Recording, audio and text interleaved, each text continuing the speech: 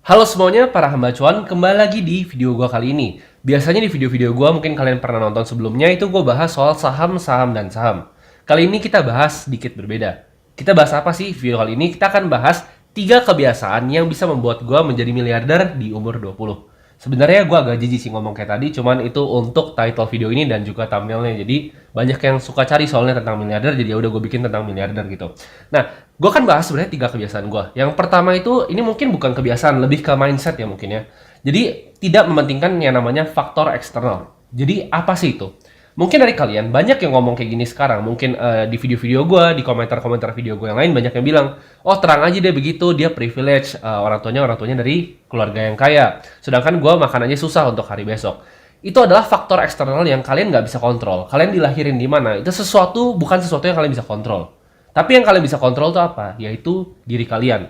Mungkin ada sedikit prinsip yang boleh kalian search. Ini filosofi namanya Stoik. Itu sangat amat menarik. Dimana kita, misalnya nih, ada hater yang ngatain kalian. Lalu kalian marah. Sebenarnya marahnya kalian itu kan kalian yang kontrol sebenarnya. Kalian nggak bisa kontrol hater itu ngatain kalian. Tapi yang kalian bisa kontrol adalah diri kalian sendiri. Gue kasih contoh yang lain. Misalnya ada yang bilang, algoritma YouTube tuh jelek gitu. Orang udah susah, sekarang viewer turun gitu. Nggak juga gitu. Gue bikin video yang pas dibilang algoritmanya lagi susah, video gue bisa 300.000 view-nya, 200.000 dengan subscriber yang di bawah 20.000. Jadi apakah algoritmanya salah atau yang bikin video yang salah? Gitu kan? Gimana caranya? Ya udah, gue research video gitu. Misalnya gue lihat YouTube. Orang bilang kolom trending tuh alay. Tapi buat gue, kolom trending itu adalah tempat pembelajaran. Jadi apa yang marketnya suka, dan gue ikutin. Contohnya, kenapa title video ini ada miliarder? Karena marketnya suka. Title miliarder, jadi gue bikin. Itu adalah faktor internal yang gue bisa kontrol. Faktor eksternal yang gue nggak bisa kontrol apa? Ya jumlah viewer dari video ini. Tapi ya gue berharap tetap viewernya banyak gitu. Itu adalah contohnya gitu. Jadi kalian jangan pusingin ibaratnya misalnya memang keluarga dari keluarga kaya, so what gitu. Mungkin dia punya start di depan, bukan berarti kalian nggak bisa balap tapi. Itu adalah faktor eksternal yang kalian nggak bisa kontrol. Mungkin ada yang bilang juga, kalau misalnya yang terpilih jadi pemimpin tuh si A, si B, si C gitu, akan ada perubahan di hidup gua gitu. Tapi itu nggak akan pernah terjadi gitu, karena itu adalah faktor eksternal sekali lagi. Semua tuh balik ke diri kita sendiri. Kita jangan jadi mental yang dikit-dikit tuh nyalain orang gitu. Simple kayak misalnya main game pun, kalian jangan kebiasaan untuk nyalahin tim kalian gitu. Padahal sebenarnya kalian yang cupu aja. Jadi ini adalah mindset yang gue pegang dan ini kebiasaan yang selalu gue lakuin gitu. Misalnya ada orang yang ngomong jahat tentang gue, ya yang gue bisa kontrol apa? Ya respons gue terhadap kata-kata itu gitu. Contoh ya, misalnya kalian invest saham nih, lalu terjadi yang namanya market crash, IHSG merah, gitu kan? Kalian stres, kalian pusing gitu. Itu faktor yang kalian nggak bisa kontrol. Kalian nggak bisa tahu IHSG itu besok arahnya mau kemana. Yang bisa kita lakuin apa? Kita bisa analisa sendiri. Itu faktor internalnya. Kita nggak tahu kan bakal kemana. Mau dia naik, turun, joker balik juga kita nggak tahu gitu. Tapi yang kita bisa lakukan apa? Minimalisir resiko kita dan juga kita analisa sebaik mungkin. Kalau kita udah lakukan yang terbaik, ya udah gitu. Itu adalah contoh yang pertama. Itu habit yang selalu gue pegang gitu. Nah, kebiasaan yang kedua yaitu gue increase income dan juga mencatat pengeluaran. Mungkin yang mencatat pengeluaran ini banyak banget yang pikir, fungsinya buat apa? Kalau misalnya kita lihat di perusahaan itu ada yang namanya laporan keuangan. Di mana dia ada neracanya, dia ada laporan laba rugi. Sama seperti gue pribadi nih, kayak gue Timothy, gue punya neraca keuangan gitu. Gue punya laporan laba rugi, uangnya masuk berapa, uang yang keluar berapa. Kenapa fungsinya dicatat? Itu bukan berarti pelit. Nyatat pengeluaran itu bukan berarti pelit, tapi kita tanggung jawab terhadap finansial kita masing-masing. Gue pribadi tahu, gue pakai untuk makan tuh keluar berapa uang, gue pakai untuk misalnya jalan-jalan tuh berapa duit, nggak masalah selama itu semuanya dicatat. Dan gue sudah terbiasa melakukan hal itu dari gue umur 16 tahun. Jadi gue catat setiap bulan pengeluaran gue rekap, dan gue juga bikin neraca keuangan gue pribadi, total aset gue berapa, hutang gue berapa, dan ekuitas gue tuh berapa gitu. Jadi itu gue bikin biar gue tahu trackingnya. Seberapa, jadi gue bisa tracking gitu, ibaratnya duit gue bocornya kemana. Karena kalau kalian nggak catat, kalian akan kaget nanti. Begitu kalian catat, contohnya dari mutasi aja, kalian bakal kaget uang kalian tuh banyak bocornya. Nah itu hal yang harus dibenahin yang pertama. Dan yang kedua, kalau misalnya kita nggak ada pemasukan ya gimana mau nabung kan ibaratnya. Misalnya kita penghasilan pas-pasan nih, pas untuk kebutuhan hidup.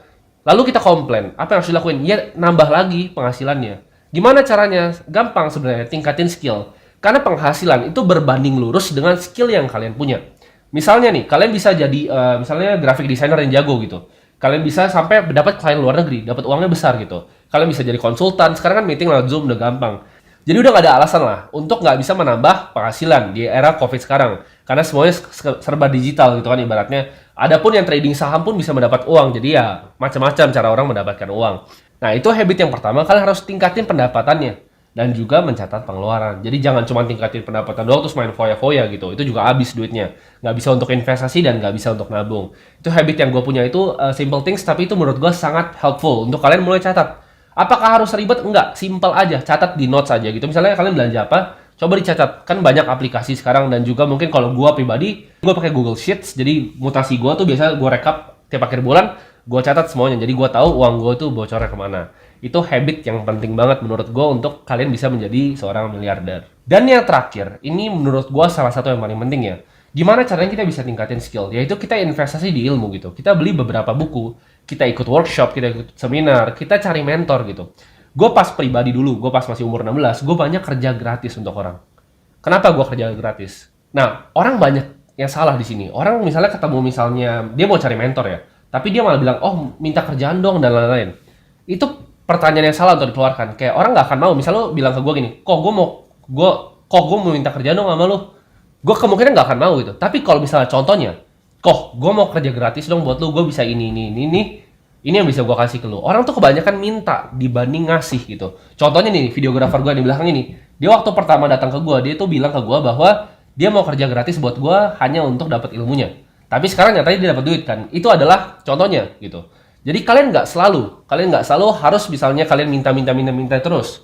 Tapi belajarlah untuk ngasih value ke orang. Karena semakin besar value yang kalian kasih ke dunia, semakin besar uang yang akan kalian dapatkan gitu. Contohnya, apa value yang gue udah kasih ke dunia ini? Mungkin gue mencetak beberapa investor muda baru gitu di Indonesia yang sebelumnya nggak pernah dengar saham karena gue jadi dengar saham. Nah, dunia kan mereward gue karena value yang gue udah berikan tadi berupa uang ke gue.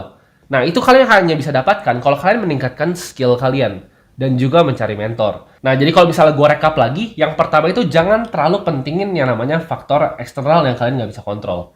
Yang kedua, tingkatin pendapatan kalian dan catat pengeluarannya. Ingat, catat, bukan pelit, tapi dicatat ya. Dan yang ketiga, atau yang terakhir, berinvestasi di ilmu dan juga mentor. Kalau misalnya gue pribadi, gue kadang suka sisihin uang. Jadi dari misalnya total penghasilan gue sisihin uang untuk traktir orang yang lebih sukses dibanding gue gitu. Jadi gue kadang suka keluar-keluar meeting untuk belajar dari orang-orang yang jauh lebih sukses dari gue di bidang gue gitu. Kayak misalnya gue bayar misalnya 3-5 juta untuk sekali makan tuh nggak masalah. Karena info yang gue dapat dan ilmu yang gue dapat itu jauh lebih besar dibanding nominal yang gue keluarkan. Jadi jangan pelit untuk investasi di ilmu. Karena ilmu itu ngasih kita imbal hasil atau return yang paling tinggi dibanding instrumen investasi manapun yang ada. Kalau misalnya saham returnnya berapa sih gitu ibaratnya. Kalau misalnya kalian invest di ilmu, itu returnnya bisa beribu-ribu, mungkin ratusan ribu kali. Jadi itu aja habit yang membuat gue bisa menjadi miliarder. Semoga kalian suka video-video seperti ini. Mungkin kita memang bahasnya sedikit beda ya di luar dari saham.